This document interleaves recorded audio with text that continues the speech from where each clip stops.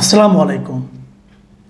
প্রিয় দর্শক, আপনারা নিশ্চয়ই খেয়াল করেছেন যে যেদিন থেকে সরকারের পতনের ঘটনাগুলো ঘটছিল, মানে 5ই আগস্ট শেখ হাসিনা ইন্ডিয়ায় চলে গেলেন পালিয়ে, এবং সেই দিন থেকেই ক্রমাগত প্রায় প্রতিদিন আমরা বিভিন্ন আন্তর্জাতিক মিডিয়াতে প্রধানমন্ত্রীর একমাত্র পুত্র, যুক্তরাষ্ট্র প্রবাসী জনাব সজীব ওয়াজেদ জয়ের নানা ধরনের মন্তব্য আমরা কিন্তু দেখেছি।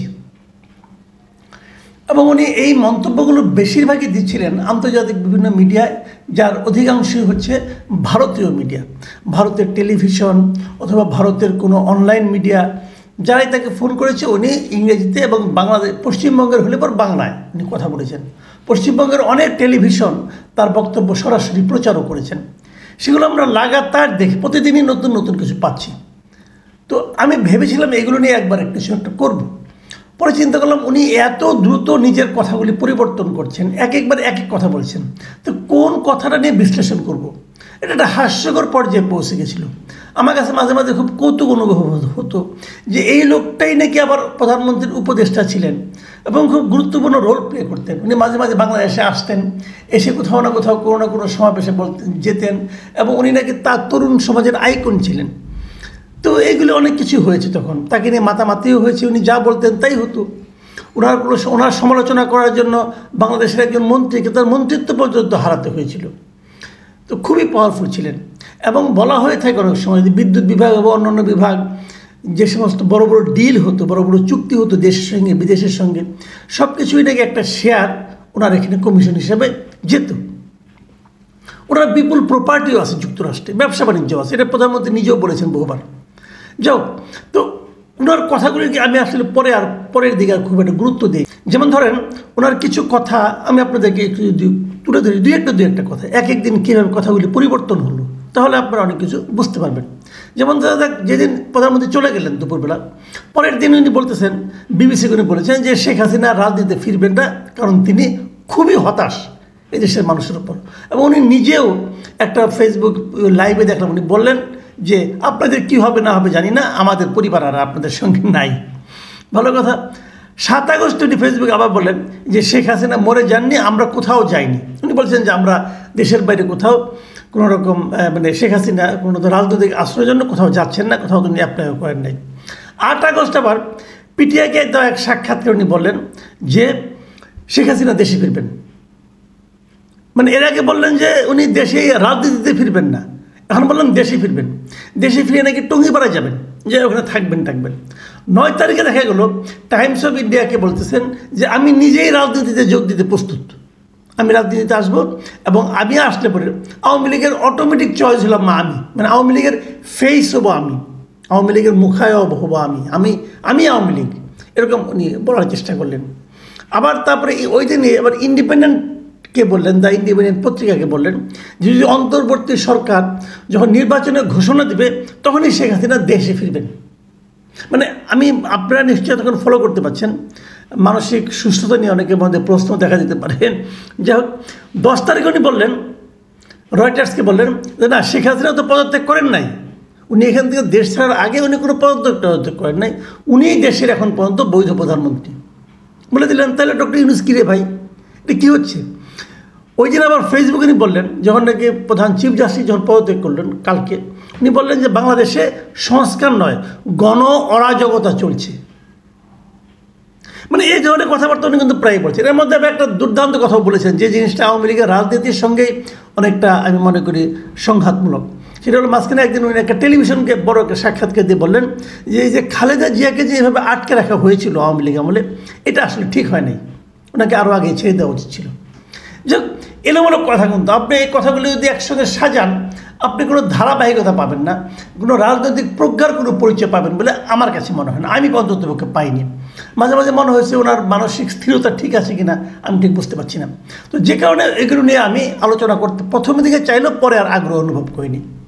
তাহলে তো বলবেন যে আগ্রহ অনুভব করেন নাই, তো এখন কেন বলতেছেন? হ্যাঁ, এখন বলছি এই কারণে যে আজকে ভারতীয় একাধিক পত্রিকায়, ধরেন আপনার দ্য প্রিন্ট, এনডিটিভি, তারপরে আপনার টেলিগ্রাফ, তারপরে আপনার টাইমস অফ ইন্ডিয়া, এই পত্রিকাগুলোতে আমি শেখ হাসিনার কয়েকটা নিউজ পেলাম এবং সেই নিউজগুলিতে মূলত ওনার কিছু কথা, উনি ওনার কর্মীদের উদ্দেশ্যে গত শনিবারে কিছু কথা বলেছেন, মানে গতকালকে, সেইগুলোর উপর ভিত্তি করে এরা এই রিপোর্টটা করেছে, সবগুলো ভারতীয় পত্রিকায় করেছে। এবং সেখানে উনি কী বলেছেন এইগুলো আমার কাছে একটু পড়ে আপনাদেরকে শোনানোর ইচ্ছা। আমি মোটামুটি আমার মতো করে কিছু বাংলা করেছি। উনি বলেছেন যে I resign so that I did not have to see procession of dead bodies, মানে আমি পদত্যাগ করেছি কারণ আমি লাশের মিছিল দেখতে চাইনি। আর তারা ছাত্রদের মৃতদেহের উপর দিয়ে ক্ষমতায় যেতে চেয়েছিল, কিন্তু আমি সেটা হতে দেয়নি, সে কারণে আমি প্রধানমন্ত্রীত্বের পদ থেকে পদত্যাগ করেছি। মানে মোদ্দা কথা হলো যে যেভাবে মানুষ মারা যাচ্ছিল, তো আমি যদি আরও থাকতাম তাহলে আরও বেশি লোক মারা যেত এবং তারা হয়তো সেভাবে মেরে টেরে তারপরে তারা মন্ত্রীর দিকে আসতো, মানে ক্ষমতা নিতে চাইতো। তা আমি মানুষের মৃত্যু চাইনি বলে আমি দেশ ছেড়ে চলে এসেছি। এটা কিন্তু একটু মানবিক শোনায় যে না, তাই তো এই জানগুলির প্রতি, এই ছাত্রদের জীবনের প্রতি ওনার প্রতি একটা মায়া আছে। তবে এই কথার সঙ্গে ওনার কর্মকাণ্ড মিলে কিনা এটা আমার কাছে সন্দেহ আছে। কারণ আমি যতটুকু শুনেছি এখানে বাংলাদেশের বিভিন্ন মিডিয়াতে এসেছে, উনি নাকি শেষ পর্যন্ত আরও বেশি বল প্রয়োগের জন্য আগ্রহী ছিলেন। সেনাবাহিনী তার এই বল প্রয়োগের আগ্রহের ব্যাপারে রাজি হয়নি বলে উনি বাধ্য হয়ে চলে গেছেন। যাও, আমাদের দেশের তো নেতাদের আসলে নিজেদের ব্যর্থতা স্বীকার করার অভ্যাস নাই, এর ধরনের মানে কালচারও নাই, তারা সব তো বানিয়ে বানিয়ে বলে। যাও, উনি বলেছেন, উনি আরেকটা কথা বলেছেন যে আমি ক্ষমতায় থাকতে পারতাম যদি আমি সেন্ট মার্টিন দ্বীপ দিতে রাজি হতাম, যুক্তরাষ্ট্রকে বঙ্গোপসাগরে কর্তৃত্ব করতে দিতাম, তাহলে আমি থাকতে পারতাম। এই কথাটা কিন্তু উনি ক্ষমতায় থাকতেও বলেছেন এবং আমি তখনও বলেছি এই কথাটা, আমার প্রবল একটা সন্দেহ ছিল যে এটা উনি একটা জুজুর ভয় দেখাচ্ছেন। আমার এখনও মনে হয় উনি একটা খোঁড়া অজুহাত দিচ্ছেন। কেন দিচ্ছেন?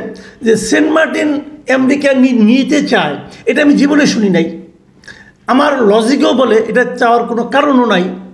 এবং আমেরিকান দূতাবাস বাংলাদেশে যেটা আছে তারাও বিবৃতি দিয়ে বলেছে যে এই ধরনের কোনো কথা এবং ইচ্ছা তাদের নাই। ঠিক আছে, উনি দিতে চান নাই বলে ওনাকে ক্ষমতা ছাড়তে হয়েছে, আমেরিকা তাকে সরাই দিছে, তো ভালো কথা, সরাই দিছে। তাহলে এখন যারা আসছে তাহলে তাদের কাছে নিশ্চয়ই সেন্ট মার্টিন দ্বীপ চাইবে আমেরিকা। আমরা দেখি দেয় কিনা এরা, আমরা দেখি সেন্ট মার্টিন দেওয়ার জন্য কোনো উদ্যোগ বর্তমান গভর্নমেন্টের সঙ্গে, মানে এই অন্তর্বর্তীকালীন গভর্নমেন্টের সঙ্গে আমেরিকার হয় কিনা, আলোচনা হয় কিনা আমরা দেখি। যদি না হয় তাহলে বুঝতে হবে শেখ হাসিনার এই অভিযোগ একটা নির্জলা মিথ্যা কথা। উনি আরেকটা যে কথাটা বলেছেন সেটা হলো যে ওই একই কথা, যে কেন উনি সরে এসেছেন এটা বলছেন যে আমি যদি দেশে, উনি কেন পালিয়ে গেলেন সে সংক্রান্ত একটা ব্যাখ্যা উনি দিয়েছেন যে আমি যদি দেশেই থাকতাম তাহলে হয়তো আরও অনেক জীবনহানি হতো, আমি তাই নিজেকে সরিয়ে নিয়ে এসেছি, আপনারাই আমার শক্তি, আপনারা আমাকে চাননি, কাজে আমি সরে গেছি। তাহলে কী দাঁড়ালো? উনি বলছেন যে ওনাকে জনগণ চায় নাই, জনগণ চায়নি বলে উনি সরে গেছেন। খুব ভালো কথা, উনি থাকলে আরও প্রাণহানি হতো, এটা ওনার আতঙ্কের কথা। ঠিক আছে, মানতে রাজি আছে, কিন্তু দেখুন তারপর আবার এক জায়গায় উনি কী বলেছেন যে আই উইল রিটার্ন সুন ইনশাল্লাহ, আমি শিগগির ইনশাল্লাহ ফিরে আসবো। আমার পরাজয় হলেও বিজয় হবে বাংলাদেশের জনগণের। মানেটা কি? উনি আবার আসবেন। কেন আসবেন আপনি? আবার আসবেন কেন? আপনি বলতেছেন যে আপনি থাকলে লোকের হানাহানি হয়, মারা যায়। যদি আপনি এটাই মনে করেন যে আরও মারা যাবে, আপনি আসলেই লোকজন মারা যাচ্ছে, আপনাকে কেউ চায় না বলে তো মারা যায়, তো আপনাকে চায় না যেখানে, আপনি আবার আসবেন কেন? আরও মারামারি করার জন্য আসবেন, আরও প্রাণহানির জন্য আসবেন আপনি। এই সমস্ত কথাবার্তাগুলি কিন্তু একটার সঙ্গে আরেকটা মানে সাংঘর্ষিক, মানে সেলফ কন্ট্রাডিক্টরি। আমার বক্তব্যটা হচ্ছে শেখ হাসিনাকে আসতে হবে বাংলাদেশে, উনি আসতে না চান, ওনাকে নিয়ে আসতে হবে বিদেশ থেকে। এই কারণে উনি আসবেন। উনি দেশের মানুষের অধিকার প্রতিষ্ঠার জন্য আসবেন না কি কারণে আসবেন সেটা অন্য ব্যাপার, কিন্তু আমি মনে করি দেশের নাগরিকরা মনে করি ওনাকে আসতে হবে এই কারণে উনি যত কাজ করেছেন প্রত্যেকটা কাজের জবাবদিহির জন্য ওনাকে আসতে হবে। আমি মনে করি ওনাকে এনে বিচারের সম্মুখীন করতে হবে। মাথায় রাখবেন আপনারা যে কথাটা নাকি জয় বলেছে যে বেগম খালেদা জিয়াকে এতদিন জেলখানায় আটকে রাখা ঠিক হয়নি। খালেদা জিয়ার অপরাধটা কী ছিল? তার বিরুদ্ধে কত টাকা লোপাটের অভিযোগ ছিল? 1000 কোটি টাকা, 100 কোটি টাকা, 10 কোটি টাকা? তাও তো নয়। তাহলে উনিও প্রাইম মিনিস্টার ছিলেন, আপনার বিরুদ্ধে অভিযোগ যদি উঠতে শুরু করে, সেটা যে কত হাজার কোটি টাকায় যে দাঁড়াবে সেটা চিন্তাও করা যায় না। আপনার কত বছরের জেল হবে? একটু জেলে থেকে দেখেন কেমন লাগে। আপনাকে আসতে হবে, আইনের শাসন প্রতিষ্ঠার জন্য আপনাকে আসতে হবে। আর যারা আওয়ামী লীগ করেন তাদের প্রতি আমার বক্তব্য, ভাই আওয়ামী লীগ একটা রাজনৈতিক দল। আওয়ামী লীগ রাজনৈতিক দলটা কোনো ব্যক্তির উপর নির্ভর করে গড়ে উঠতে পারে না। বঙ্গবন্ধু চলে গেছেন, আওয়ামী লীগ ছিল। শেখ হাসিনা চলে গেছেন, আওয়ামী লীগ তাও থাকবে। আর আপনাদের রাজনৈতিক ফেস যদি সজীব ওয়াজের জয় হয়, তাহলে ভাই আপনাদের জন্য করুণা প্রকাশ করা ছাড়া আমার আর কিছু থাকে না। প্রিয় দর্শক, এখনকার মতো এ পর্যন্তই। আল্লাহ হাফেজ।